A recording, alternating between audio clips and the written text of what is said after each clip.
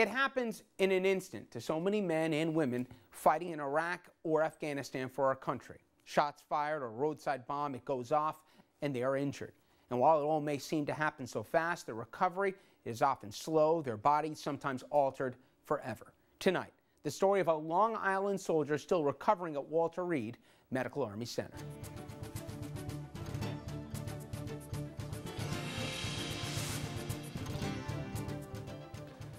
Carolyn Rowe, who covers stories concerning our vets, joins us with part 1 of this series. Carolyn? Well, that's right, Rich. Severely injured in Iraq, Corporal Christopher Levi has sacrificed so much for his country. He struggles each day on his very long and hard road to recovery at Walter Reed. But medical treatments and rehab are no match for this man's motivation and determination to recover one step at a time. Using a crutch, a cane, and all of his strength, Corporal Christopher Levi concentrates on each movement as he walks up the stairs. Slowly and carefully, he lifts the prosthetic legs one at a time and places them on the steps. You did it. Good job. Successfully making it up the steps of the amputee training building at Walter Reed Medical Center. Because you have to pull forwards pretty much from your hip as opposed to your knee. And when you pull forwards with your hip, it engages toe load.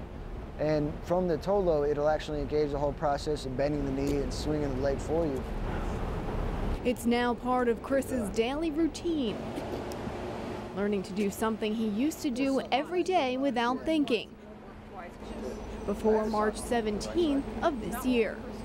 It came right through the front of me and took my legs off and actually threw them to the other side of the truck.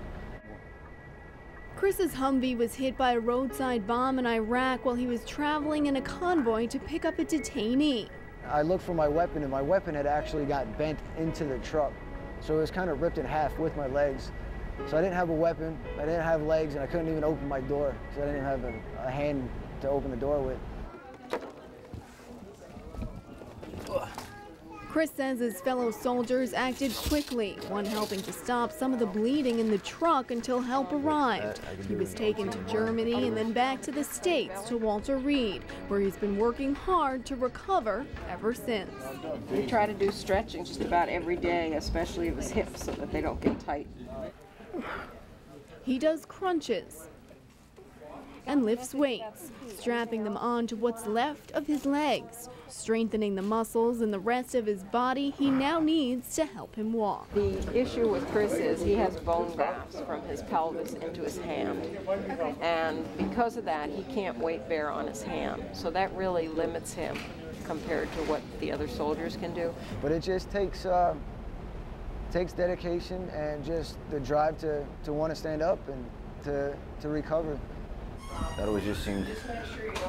Despite the damage to his body, Chris brings an attitude that anything is possible, saying he's proud of himself for staying positive and proud of his service.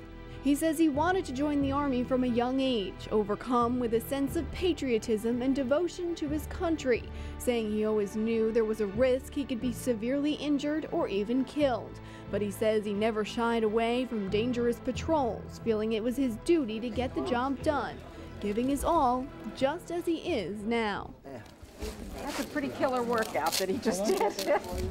In terms of where he's going, he's got the strength, as you can see, he's got the stamina, he's has the potential to walk without any assistive devices. Chris says he hopes to someday return to college and have a career.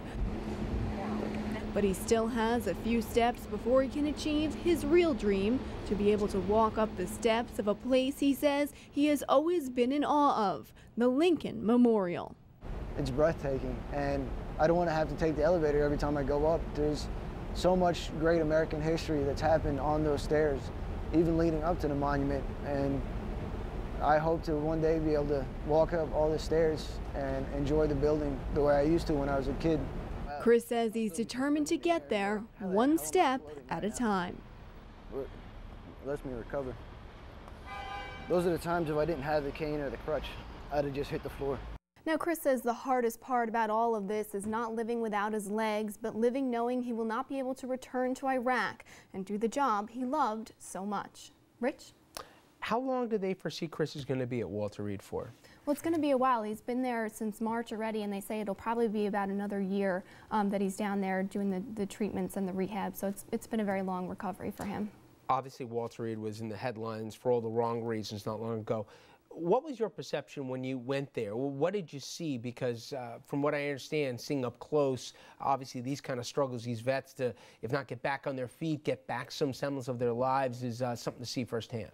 For me, it was inspirational to stand in a room with all these soldiers that are missing limbs and have been through so much, and you know, they're smiling, they're grunting, and they're sweating as they're doing their exercises, but they've lost so much, but they feel like they have so much all at the same time. And the one thing I've gotten from so many of your stories is, while it's about the soldier, a huge component to his or her recovery is the family as well. They're a big part of the story, aren't they?